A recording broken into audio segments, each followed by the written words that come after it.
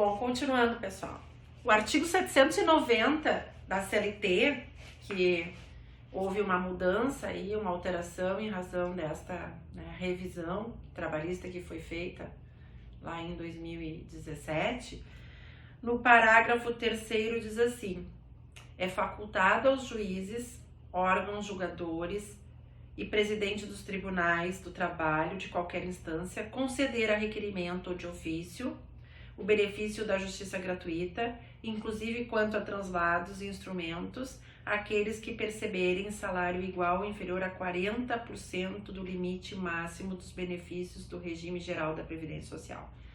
Então hoje, para que a parte possa ter concedido a JG, ela tem que receber até 40% do valor do maior benefício da Previdência Social. Que o benefício da Previdência Social, o maior, hoje está em torno de 5 mil e uns quebrados, que eu não sei exatamente agora aqui o valor. Então é 40% disso, né? Então vai dar o quê? 2 mil reais e uns quebradinhos ali, que aí depois vocês dão uma olhadinha lá, que mudou agora em janeiro, eu não lembro exatamente, tá? Parágrafo 4º. O benefício da justiça gratuita será concedido à parte que comprovar insuficiência de recursos para o pagamento das custas no processo.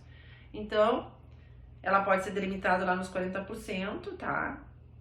E pode também, mesmo que receba um pouco mais, se comprovar que não tem condições em razão da insuficiência de recursos, através de uma declaração de pobreza. Isso tem que ser juntado nos autos para fazer a comprovação, tá?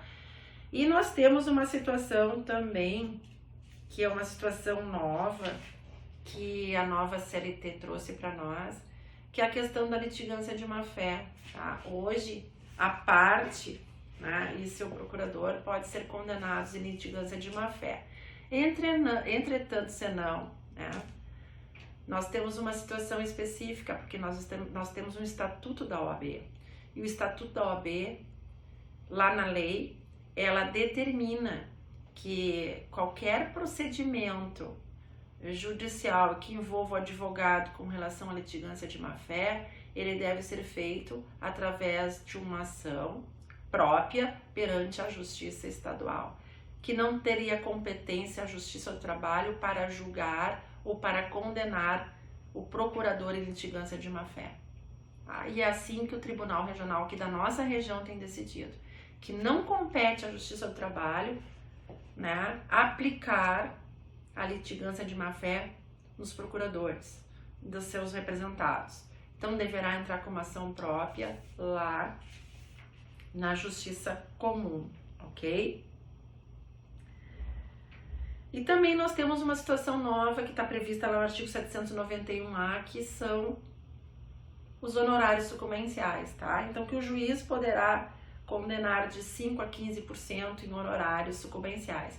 E aí nós temos um problema, que é um problema doutrinário, um problema jurisprudencial e um problema constitucional. Se em todas as esferas, tá? Na Justiça Estadual, na Justiça Federal, a pessoa que tem a justiça gratuita, ela não paga custas e também não paga honorários sucumbenciais, não paga honorários periciais, por que na Justiça do Trabalho seria diferente? Mas olha o que diz aqui. Ao advogado, ainda que atue em causa própria, serão devidos honorários de sucumbência, fixados entre no mínimo 5% e no máximo 15%, sobre o valor que resultar da liquidação da sentença, do proveito econômico obtido ou, não sendo possível mensurá-lo, sobre o valor atualizado da causa. Parágrafo 1º. Os honorários são devidos também nas ações contra a fazenda pública, nas ações em que tiver parte, estiver assistida ou substituída pelo sindicato de sua categoria. Parágrafo 2º. Ao fixar os honorários, o juiz observará o grau de zelo do profissional, o lugar da prestação de serviço, a natureza e a importância da causa, o trabalho realizado pelo advogado.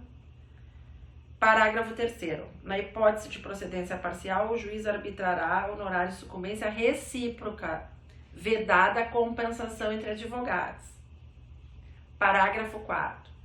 Vencido o beneficiário da justiça gratuita, olha bem, se eu tenho a justiça gratuita e fui condenada, ou melhor, eu sucumbi em todo ou em parte, tá?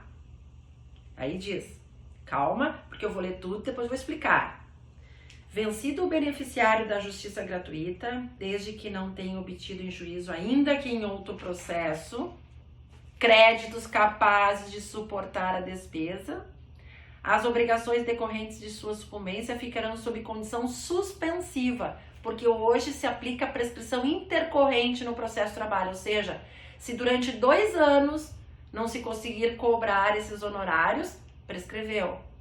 Não se aplicava antes. Com a nova CLT, ocorre hoje a prescrição intercorrente. Então, no momento da condenação, se eu não conseguir cobrar, não conseguir executar, não conseguir praticar todos os atos possíveis para cobrar esses honorários, em 2 anos prescreve. Se chama prescrição intercorrente, aquela que ocorre no curso do processo. As obrigações decorrentes de sua sucumbência ficarão sob condição suspensiva de exigibilidade e somente poderão ser executadas se nos 2 anos subsequentes ao trânsito em julgado da decisão que a certificou, o credor demonstrar que deixou de existir a situação de insuficiência de recursos que justificou a concessão de gratuidade, exigindo-se, passado esse prazo, tais obrigações do beneficiário. Tá?